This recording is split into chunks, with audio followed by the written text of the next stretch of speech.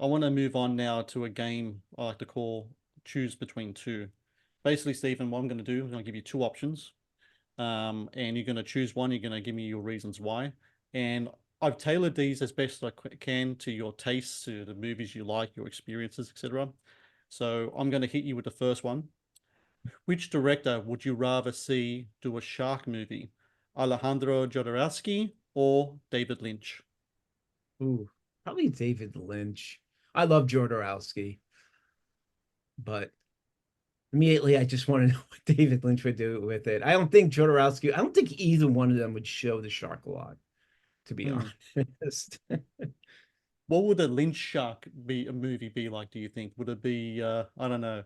Uh, I'm just trying to think myself because the only time I ever known him to work on really like a big kind of creature kind of thing was Dune, right? And that's pretty much it throughout his career. Yeah, Dune is probably his only creature. He tried to make a thriller around the time of I'm going off of a memory. I could be wrong. I could have it maybe wrong. I'd have to look it up, but around the time of Blue Velvet, he wanted to do like some type of thriller by a lake.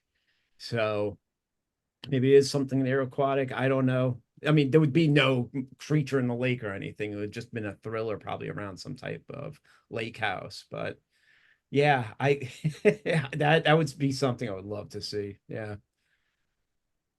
Favorite Roger Corman rip-off movie? Future Kick, which was the rip-off of the Terminator, or Piranha, which was a rip-off of Jaws. Which of the two do you prefer? I love Future Kick, but I have to say Piranha for sure. It's so good. It's That's probably one of the best. James Cameron's first film as well, right?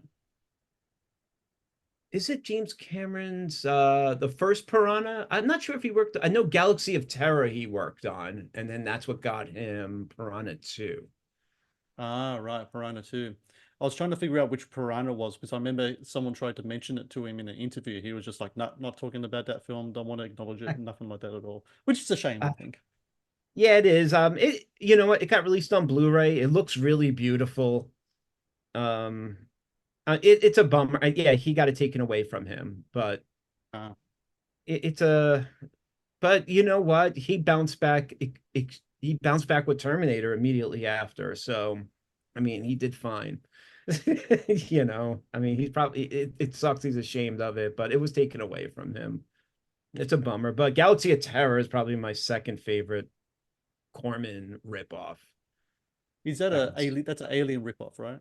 It's an alien ripoff. I love that movie. There is one scene that unfortunately doesn't age very well today, but that's 80s movies. It's difficult now to there's lots of scenes in many 80s movies that aren't appropriate anymore, unfortunately. Well, I know. Well, I know you were mentioning Evil Dead before. That's like another example of that. But yeah, 80s, other Yeah, 80s. What can you do? All yeah. right. Favorite horror. Favorite horror movie sequel. Dawn of the Dead or Hellraiser 2. Oh Jesus, that's really hard, dude. I like both those movies. You did your Hmm. research. Shit. Oh, that's a hard one. Oh God, I have to say Dawn of the Dead just because that's probably my top five. One of my, I have a top five favorite. That would be it's Dawn of the Dead's on the top five for sure. It was a huge movie for me. Like how I say Jaws was huge, Dawn of the Dead was also huge because my dad used to watch all these long epic war movies and like Ben-Hur and stuff like that. And Dawn of the Dead was like the first horror movie I came across that was over 2 hours, and I always consider it as this epic, which it Hmm. is. And yeah, Dawn of the Dead, Hellraiser 2, I freaking love. That is very close by though. Oh, it's so I good. actually like Hellraiser 2 better than the first Hellraiser. I think the second one, the way they kind of expanded the world and the whole Leviathan thing and what I thought was really incredibly well done.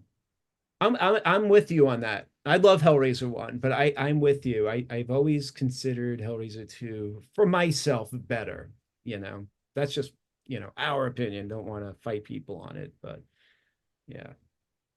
Next one, and I'm pretty sure I know the answer to this, but I'll ask anyway. Practical effects in a movie or CGI visual effects? Oh, it's definitely practical for sure. 100%. Love practical. I don't mind CGI. I know we're in a different time period, and I can most of the time I can forget I'm watching CGI effects. I think I've trained my brain enough to look past it, except if it's an extremely low budget movie, I can't help but to notice. But yeah, always a fan of practical. Last one. You're in the cinema. What's your go-to snack? Popcorn or candy?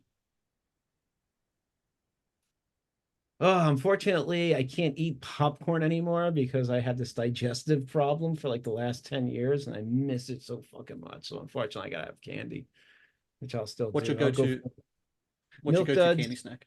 Milk It's the duds? milk. Okay. Yeah, probably not good for my teeth, but I love milk duds. And it Do feels like you sometimes they're never ending, yeah. too in that. I love that. Do you pre-buy from a like a from the grocery store to get a like cheaper option because cinemas unfortunately just like to jack up the prices so much with the confectionery stuff? 100% have to. Yeah. I used to even pop my own popcorn and sneak it into. I was one of those guys. Yeah, Hey, we just still it's a I still did that at home with my kids because they're like, I know they want popcorn. And I'm like, I ain't spending $20 on a small, whatever. I'll make it at home, we'll bag it, we'll take it there. And they don't mind it, they're watching the movie, so it's at the end of the day, yeah. they love it. Thank you for watching the Matt's Movie Reviews channel. Please subscribe for more reviews, podcast interviews, and exclusive content.